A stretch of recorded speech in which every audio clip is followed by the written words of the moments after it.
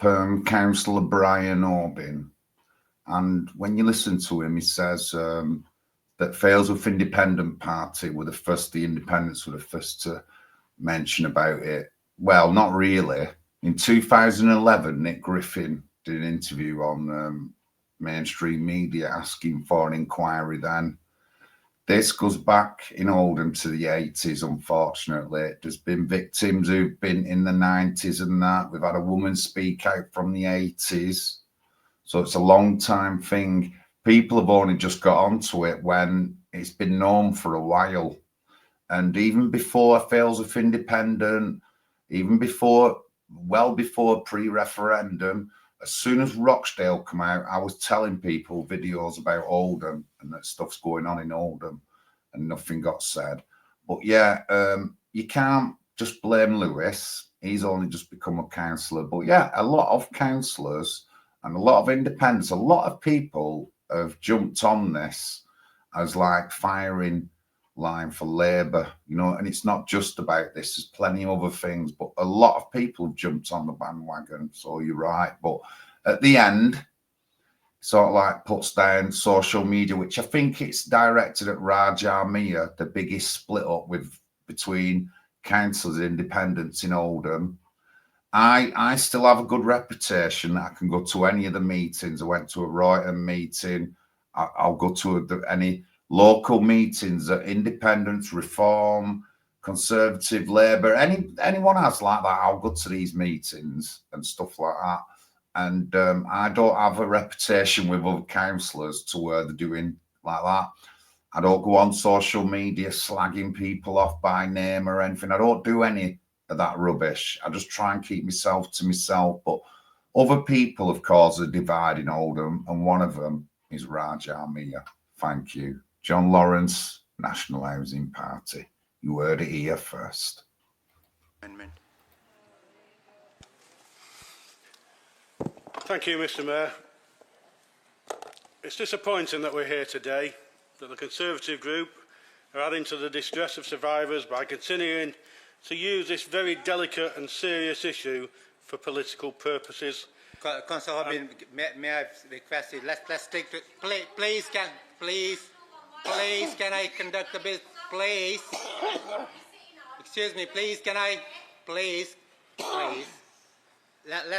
We are in a quite serious mode. Let's talk to the motions and concentrate on that. It is about the motion, Mr. Mayor. The original motion that the Conservatives put through didn't even mention survivors until point 7, almost at the very end. It's the independent councillors since 2019 that have been striving for this inquiry into CSE, long before the mainstream parties jumped on the bandwagon, and it was independent councillors that got it across the line in July. So here we are, we have an independent inquiry in process, with the finer details of that still being worked on, and if we want it to be right for the survivors, if we want it to be robust enough to go as far as it needs with the scope that it needs, then we may need to accept that it cannot be rushed. We now know that there will be assistance from the Home Office and from a very experienced KC in commissioning the inquiry, and hopefully, maybe, it could have statutory powers. Yes, we also think a national inquiry is needed, but not at the expense of Oldham survivors.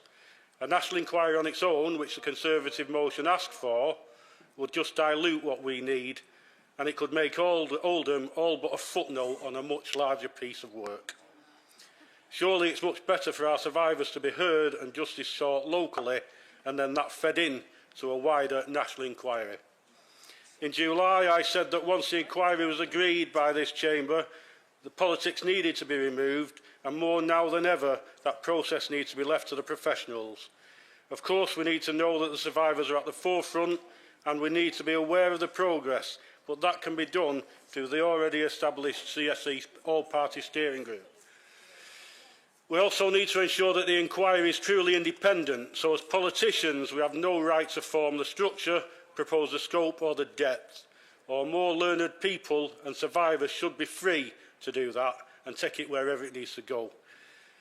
For obvious reasons, we have no sight of other party amendments until the last minute, and having now read the Lib Dem amendment and heard the debate as it is, I think that it gives us the independent local inquiry that we unanimously agreed in July in this chamber, and it includes our desire for a wider national inquiry by the government which could feed from the Oldham one and the others that are planned. This seems the most logical way of covering the scourge of CSA across the country. I'm nearly done. We need no more politicking, no more delay or distress for survivors. We need to consider the survivors and their safeguarding in everything we do now. We need all the background noise and the sniping on social media and elsewhere to stop, and the self-serving agitated and keyboard warriors to stop using their issue to their ends. By all means, if there is evidence or information, then they need to bring it forward to the inquiry once it's established. Then it will be time to put up or finally shut up. With everything that's said, with all that said, to allow the processes to move forward and for the survivors to move nearer to having their voices heard and the justice they deserve, I have supported the Lib Dem amendment to the motion, and with your permission, Mr Mayor, I will withdraw our amendment. Thank you very much.